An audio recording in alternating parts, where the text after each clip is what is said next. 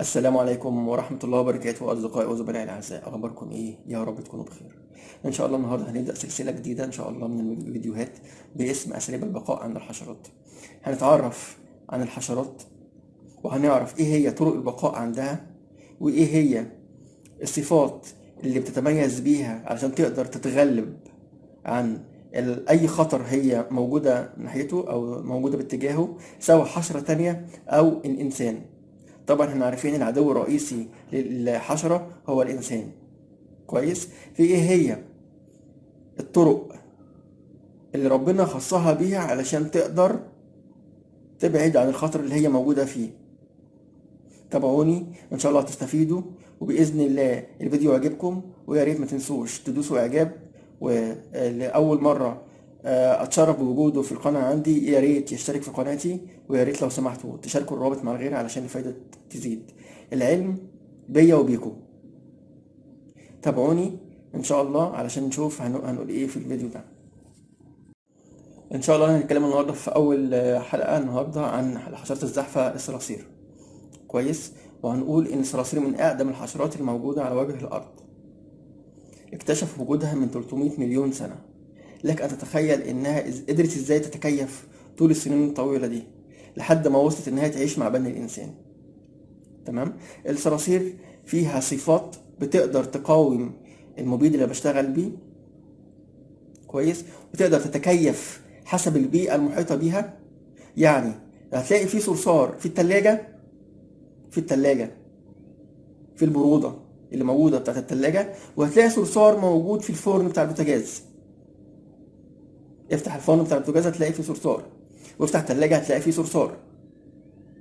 تمام. ده استحمل درجة برودة وده استحمل درجة حرارة. يعني الصرصار بيقدر يقاوم ويستحمل. كويس. مش بس كده، ده في أساليب عنده علشان يقدر يهرب من خطر أي مبيد أو أي روايح بالنسبة له تبقى خطرة. يعني أول ما نقوص الخطر يدق عنده، أول ما الرادار بتاعه يلقط إن في المنطقة بتاعته خطر حواليه، بيقدر يستغلها. من أهمها جسمه المفلطح البيضاوي وحجمه الصغير، بيقدر يخش في أضيق الأماكن الضيقة والشقوق الضيقة علشان يهرب من المبيد. يدخل جوه الأماكن الخشبية الرطبة، تمام، المتشققة، يخش جوه في الأماكن اللي مستحيل يوصل لها المبيد علشان يعيش. سبحان الله. تاني حاجة بيقدر يعيش عن طريقها إن هو بيقدر يكتم نفسه من نص ساعة لساعة إلا ربع. تخيل الحشرة الصغيرة دي بتقدر تكتم نفسها من نص ساعة لساعة إلا ربع عشان تقدر تهرب من المنطقة اللي فيها خطر بالنسبة لها. تمام. يبقى احنا دلوقتي عندنا سببين. السبب الأولاني هروبه في أضيق الأماكن. تاني حاجة إن هو بيقدر يكتم نفسه من نص ساعة لساعة إلا ربع. طبعا السبب الثالث يقدر يقلص جسمه، بيقدر يكمش جسمه علشان يقدر يهرب في أضيق الأماكن الصغيرة. شفت الحكمة اللي ربنا اداها له قد إيه؟ بيقدر يكمش أو يقلص جسمه علشان يخش في الأماكن الضيقة جدا. ما هو بقى خلاص البقاء لازم يعيشها موت. تمام. فسبحان الله، لله في خلقه شؤون. تمام. بعد كده في ايه كمان هقول لك. طبعا حركة الحشرات عموما في الاركان، في الزاوية، زاوية الغرفة، في الركن بتاع الغرفة. هو ليه؟ مش اعتباطا ان هو ماشي الماشية دي مفيش صرصار بيبقى ماشي في نص الغرفة. لا، حركته دايما في الجنب، في الاركان بتاعت الغرفة. هو ده خط دفاع ليه. ازاي؟ لما حضرتك تشوف الصرصار التقليدي ان احنا اول ما بنشوف صرصار بنروح نضربه على طول برجلينا. تمام. فانت رجلك بتتخبط في الزاويه او في الركن، ما بتجيش على صرصار، فبيبدا يهرب. يعني هو استغل النقطه دي لصالحه. لما حضرتك تيجي تضربه الضربه مش تيجي عليه، بتيجي في الركن او في الحيطه وهو بيبدا يجري. تمام. طب ايه رابع طريقه للهروب لهروب الصرصار من اعدائه. اقول لحضرتك طبعا الحركه التقليديه منا كبني ادمين لما بنشوف صرصار بنبدا نضرب الصرصار برجلينا، تمام؟ فاحنا من رفعه رجلك لحد ما بتنزل برجلك على الصرصار دي في كتله هوائيه، تمام؟ متخيل الموضوع حضرتك؟ فالكتله الهوائيه دي بتضغط على ظهر الصرصار فهو بيحس بيها، فاول ما بيحس بيها تبدا حركته بتزيد عشان يهرب منك. فسبحان الله في خلقه. يبقى دلوقتي في 4 أشياء الصرصار بيستغلها علشان يقدر يهرب من خطر الحشرات. أهم حاجة تاخدها عندك في بالك إن هو بيقدر يكتم نفسه من نص ساعة لساعة إلا ربع. تاني حاجة إن هو بيقدر يكمش جسمه علشان يخش في الأماكن الضيقة. تالت حاجة الكتلة الهوائية. رابع حاجة إن هو بيمشي خط سيره في الأركان. طبعا هو بيقدر يقاوم الحشرة، بيقدر يقاوم المبيد زي ما قلنا، زي ما احنا عارفين في الصرصار الألماني. كويس. طبعا احنا عشان نشتغل على صرصار، وعشان تشتغل على صرصار ألماني كمان لازم تشتغل صح، لازم تقفل قبل ما تبدأ تشتغل، تقفل تقفيلاتك صح. مفيش أي مكان بيخرج الهواء، تمام، تبقى انت مقفل كويس. تبقى مفيش اي مصدر هواء، يبقى انت البلكونه مقفوله، الشباك مقفول، اي مروحه مقفوله، اي شفاط هواء مقفول، تمام. لازم تاخد بالك من التدابير دي، علشان انت لو ما عملتش التدابير دي الصرصار هيرجع تاني. لانك انت ببساطه لو في مروحه شغاله، في شفاط شغال، ما هو كده هيخرج الهواء المبيد، الهواء متحمل بمبيد، فهيخرجه من دايره المكان اللي انت مستهدفه لبره. يعني لو في شفاط شغال في مطبخ والشفاط ده شغال علشان يهويلك، عشان طبعا لو الجو حر وانت في فكرك ان هو يهويلك علشان الهواء وانت شغال ما تبقاش حران، ما هو ده بالنسبه لك غلط. ليه؟ لازم الشفاط تقفل الشفاط كويس علشان تتحكم في مصدر الهواء ما يخرجش لبره، عشان طبعا الهواء ده هيبقى متحمل بذرات المبيد فما ينفعش يخرج بره، علشان المكان اللي انت شغال فيه يستفاد بكل ذرة مبيد بتشتغل بيها، بدل ما تروح المكان مرة واتنين وتلاتة بسبب ان الصرصار لسه موجود وما ماتش. ممكن بإجراءات بسيطة انت بتعملها بتموته من أول مرة. لازم تبص على المصادر بتاعتك قبل ما تبدأ تشتغل، لازم تبص على الأماكن اللي هتقفلها قبل ما تشتغل، تمام. في حاجة مهمة برضو الناس ما بتاخدش بالها منها.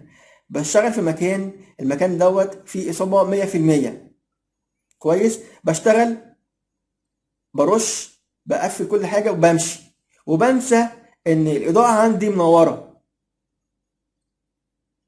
وبمشي ببساطة وأنا لسه هقفل الكوبس بتاع النور. أهو الإجراء البسيط ده ممكن بواسطته تتغلب على الحشرات الموجودة كلها. ليه؟ لأن عامل الأمان عند الحشرة الإضاءة.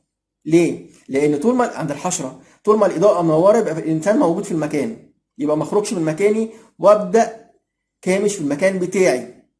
كامش في المكان بتاعي ساعة 2 3 يكون ريحة المبيد اللي اشتغلت بيها راحت، يبقى أنا ما استفدتش بالرشة بتاعتي وراحت عليا بسبب إجراء بسيط أنا المفروض أتخذه، إن أنا أطفي الضوء ورايا. عامل الأمان عند الحشرة في الإضاءة، أول ما أطفي الإضاءة هتخرج من مخبأها، يبقى أنا أستغل الموضوع ده لصالحي، أخرجها تشم المبيد تتخنق تموت. إجراء بسيط جدا، كويس، وأقدر بواسطته أتغلب على أكتر الحشرات اللي موجودة، بدل ما أجي للمكان مرة واتنين وتلاتة. لأ، من أول إجراء أقفل تقفيل صح، أشوف مصادر الإصابة منين عشان الإصابة ما ترجعليش تاني.